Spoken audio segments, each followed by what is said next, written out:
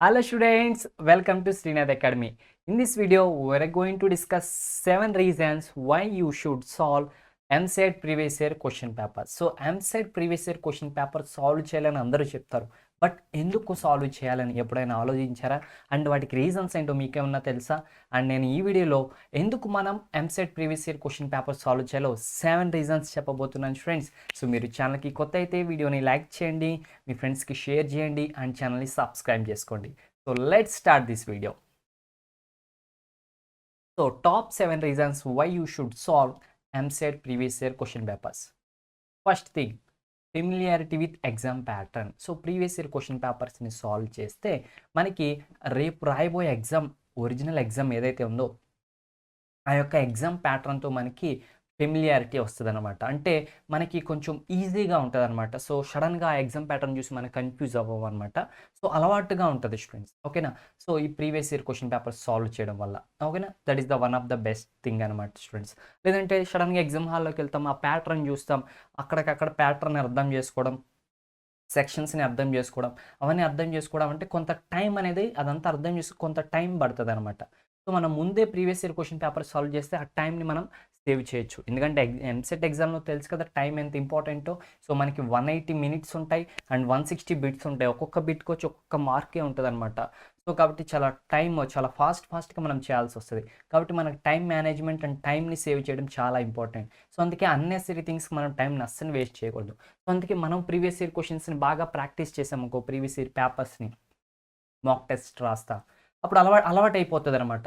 So first సెక్షన్లో ఇవి ఉంటాయి, సెకండ్ సెక్షన్లో ఇవి ఉంటాయి, లేదంటే క్వశ్చన్స్ ఎట్లా ఫ్రేమ్ చేస్తారు, సో మార్కింగ్స్ ఎట్లా ఉంటుంది, ఇదంతా కూడా మనకు అలవాటు అయిపోతూ ఉంటుంది అనమాట. సో ఎలాంటి క్వశ్చన్స్ అడుగుతున్నారు అంతా మనకు అలవాటు అయిపోతుంది. So that is the one reason friends. And second reason, identify important topics. So previous year question పేపర్స్ని మనం సాల్వ్ చేస్తూ ఉంటే సో ఏదో ఒక పర్టికులర్ టాపిక్ నుంచి ఎక్కువ క్వశ్చన్స్ అడగడం జరుగుతుంది అనమాట. సో అట్లా మనకి ఈ ఎగ్జామ్కి ఇంపార్టెంట్ టాపిక్స్ ఇవి అని మనం ఫైండ్ అవుట్ చేయగలుగుతాం. సో ఎవరో చెప్పడం కాదు, మనమే ప్రీవియస్ ఇయర్ క్వశ్చన్ పేపర్స్ని సాల్వ్ చేస్తే మనకే అర్థమవుతుంది. సో చెప్పేవాళ్ళు కూడా ఎక్కడి నుంచో చెప్పారు స్టూడెంట్స్. ఎవరు ప్రిడిక్ట్ చేసినా, ఎవరు సజెషన్స్ ఇచ్చినా వాళ్ళందరూ ప్రీవియస్ ఇయర్ క్వశ్చన్ పేపర్స్ని స్టడీ చేసే మనకి చెప్తారనమాట. కాబట్టి మీరే ప్రీవియస్ ఇయర్ క్వశ్చన్ పేపర్స్ని సాల్వ్ చేస్తూ ఉన్నారనుకోండి, మీకే అర్థమవుతుంది, ఓకే ఇది పలానా టాపిక్ ఇంపార్టెంట్, దీని నుంచి ఎక్కువ క్వశ్చన్స్ అడుగుతున్నారని. సో అలా ఇంపార్టెంట్ టాపిక్స్ అని మీరు నోట్ చేసుకుంటారు, వాటికి సంబంధించిన కాన్సెప్ట్స్ రివైజ్ చేస్తారు, ఫార్ములాస్ రివైజ్ చేస్తారు, ఇంకా వాటి మీద ఎక్కువ ప్రాబ్లమ్స్ సాల్వ్ చేస్తారు. సో మీకు బాగా ఈజీ అయిపోతుంది అనమాట ఎగ్జామ్, ఓకేనా స్టూడెంట్స్. లేదంటే సడన్గా వెళ్ళారనుకోండి, సో మీరు ఒక టాపిక్ ఇంపార్టెంట్ అని చదువుకుంటారు, వేరే టాపిక్ని లైట్గా చదువుతారు, బట్ మీరు ఏదైతే లైట్గా చదివారో ఆ టాపిక్ నుంచి ఎక్కువ క్వశ్చన్స్ రావచ్చు. అప్పుడు నేను ఇది చదవలేదని మీరు టెన్స్ ఫీల్ అవ్వకుండా ఉండాలి అంటే ముందే మనం ప్రీవియస్ ఇయర్ క్వశ్చన్ పేపర్స్ని సాల్వ్ చేయాలి. అప్పుడు మనకి ఇంపార్టెంట్ టాపిక్స్ ఏంటి, ఏ టాపిక్స్ నుంచి ఎక్కువ క్వశ్చన్స్ వచ్చే ఛాన్స్ ఉంది అని మనకు ముందుగానే అర్థం అవుతుంది స్టూడెంట్స్. అప్పుడు ఎగ్జామ్ ఇంకా బాగా రాస్తాం, ఓకేనా. That is the second reason. Next, time management. So time management కోసం మనం నార్మల్గా సడన్గా వెళ్ళి ఎగ్జామ్ రాసేసాం ఈరోజు మనం. సో తెలీదు, ఎక్కడో మనకి మీకు క్యాల్కులేషన్స్ దగ్గర ఎక్కువ టైం పట్టేసి ఉండొచ్చు, లేదంటే ఒక లాంగ్ మెథడ్లో చేయడం ద్వారా ఎక్కువ టైం పట్టేసి ఉండొచ్చు, లేదంటే మనకి ఒక క్వశ్చన్ దగ్గర మనం ఎక్కువ టైం వేస్ట్ చేసేస్తాం. ఈ క్వశ్చన్ ఎలాగైనా వచ్చేలాగా ఉందని అక్కడే టైం వేస్ట్ చేసేసి ఉండొచ్చు. దానివల్ల చాలా క్వశ్చన్స్, మనం ఈజీ క్వశ్చన్స్ అటెంప్ట్ చేయడానికి కూడా టైం దొరకకపోవచ్చు. అప్పుడు ఎగ్జామ్లో లాస్ అయిపోతాం. అలా కాకుండా ప్రీవియస్ ఇయర్ క్వశ్చన్ పేపర్స్ మీరు సాల్వ్ చేశారనుకోండి, మీకు అర్థమవుతుంది, ఓకే నాకున్న ఈ 3 అవర్స్లో నేను అన్ని క్వశ్చన్స్ని టచ్ చేయగలుగుతున్నానా లేదా, సో అన్ని క్వశ్చన్స్ని టచ్ చేయలేకపోతే కారణం ఏంటి, ఏ క్వశ్చన్ దగ్గర నాకు ఎక్కువ టైం పట్టేసింది, సో టైంని సేవ్ చేయడం ఎట్లా, నేను ఫస్ట్ ఈజీ క్వశ్చన్స్ అటెంప్ట్ చేయాలా, హార్డ్ క్వశ్చన్స్ అటెంప్ట్ చేయాలా, ఎక్కడైనా క్వశ్చన్ కొంచెం టైం పడుతుందంటే దాన్ని స్కిప్ చేసి వదిలేసి లాస్ట్లో చూసుకుందాం అనుకోవాలా, లేదంటే అప్పుడు అది వచ్చేంత వరకు అక్కడే వెయిట్ చేయాలా అనే విషయాలన్నీ కూడా, ఇవన్నీ కూడా ఏంటంటే మనకి ఎక్స్పీరియన్స్ మీదే వస్తాయి స్టూడెంట్స్, ఓకేనా. మనకి ఎక్స్పీరియన్స్ మీద ఇవన్నీ వస్తాయి అనమాట. సో ఎక్స్పీరియన్స్ కోసం అంటే 10 సంవత్సరాలు కూర్చుంటే ఎంసెట్ ఎగ్జామ్ రాస్తామా, లేదు. ప్రీవియస్ ఇయర్ క్వశ్చన్ పేపర్స్ మనం సాల్వ్ చేసాం అనుకోండి, సో అర్థమైపోతుంది అనమాట మనకి. సో టైం మేనేజ్మెంట్ చేయడం అనేది మనకు అర్థమవుతుంది స్టూడెంట్స్. దాన్ని బట్టి ఓకే, ఎప్పుడైనా సరే టఫ్ క్వశ్చన్ వస్తే కనుక దాన్ని అక్కడే ఆపేసి ఫస్ట్ ఈజీ క్వశ్చన్స్ చేయాలి. ఫస్ట్ ఖచ్చితంగా 160 క్వశ్చన్స్ మనం ఒకసారి చూడాలి, ఈజీ క్వశ్చన్స్ అని ఆన్సర్ చేయాలి, తర్వాతే కష్టమైన క్వశ్చన్స్ దగ్గరికి రావాలి. ఏదైనా ఒక క్వశ్చన్కి ఆన్సర్ 1 minute కంటే ఎక్కువ పడుతుందంటే దాన్ని వదిలేయాలి అని. అది ఎప్పుడు అర్థమవుతుంది మీకు, ఎప్పుడైతే సాల్వ్ చేస్తారో అప్పుడు మీకు అర్థమవుతుంది. ఎవరో మీకు టీచ్ చేయాల్సిన అవసరం లేదు స్టూడెంట్స్, మీకు మీరే టీచర్స్ అవుతారనమాట. ఎప్పుడైతే మీరు ప్రీవియస్ ఇయర్ క్వశ్చన్ పేపర్స్ని సాల్వ్ చేస్తారో, సో 3 అవర్స్ టైం పట్టుకుని మీరు క్వశ్చన్ పేపర్ స్టార్ట్ చేసి 3 hours కంప్లీట్ అయ్యేలోపు ముగించేయాలన్నమాట.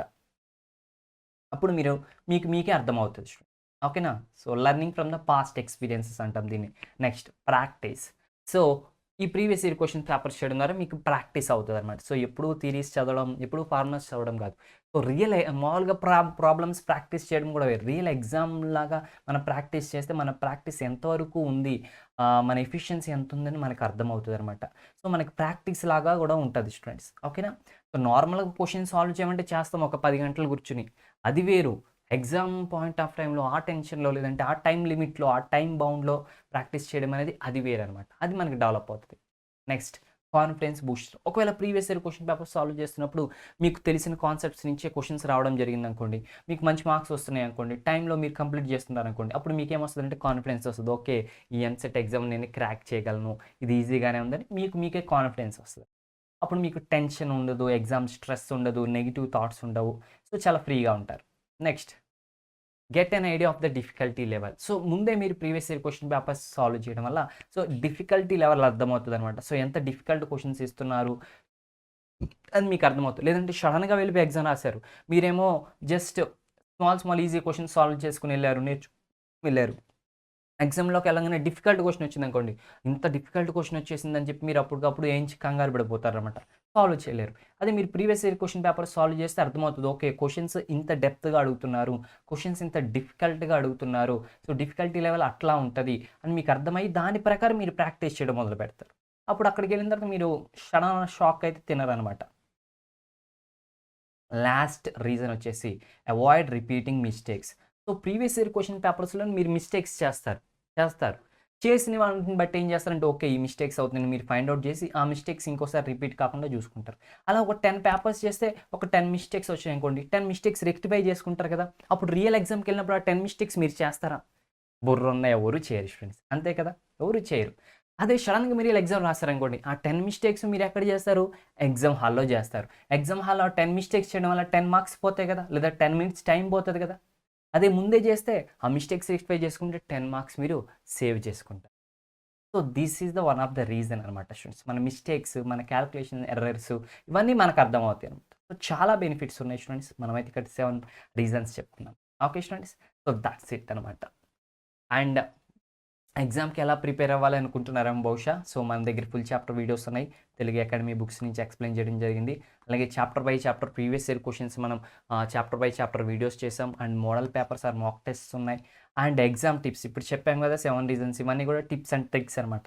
సో, వీటికి సంబంధించిన వీడియోస్ ఇవన్నీ కూడా మనకి ఛానెల్‌లో అవైలబుల్‌గా ఉంటున్నాయి. అండ్ వీటికి సంబంధించిన లింక్స్ అన్నీ కూడా డిస్క్రిప్షన్‌లో ఉన్నాయి. వెళ్లి చూసేయండి. అండ్ ఎవరైనా ఈ ఛానల్‌కి కొత్తయితే తప్పకుండా సబ్స్క్రైబ్ చేసుకొని బెల్ ఐకాన్ ప్రెస్ చేయడం మర్చిపోవద్దు. అప్పుడు మీకు ఇమ్మీడియేట్ నోటిఫికేషన్స్ వస్తాయి. ఎందుకంటే ఈ ఛానల్‌లో ఓన్లీ ఎంసెట్టే కాదు POLYCET, IIT, NEET and IP exams, SSC exams, so concepts కావచ్చు, ప్రీవియస్ ఇయర్ క్వెషన్స్ కావచ్చు, ఎవ్రీథింగ్ అన్ని సబ్జెక్ట్స్‌కి సంబంధించి కూడా మనం ఫ్రీగా కంటెంట్ ప్రొవైడ్ చేయడం జరుగుతుంది. ఇట్ ఈస్ 100% ఫ్రీ అనమాట. సో, ఛానల్‌ని సబ్స్క్రైబ్ చేసుకొని వీడియోస్‌ని లైక్ చేసి మమ్మల్ని సపోర్ట్ చేయండి. ఫ్రీ కంటెంట్ అయితే మీకు మేము ప్రొవైడ్ చేస్తున్నాం స్టూడెంట్స్.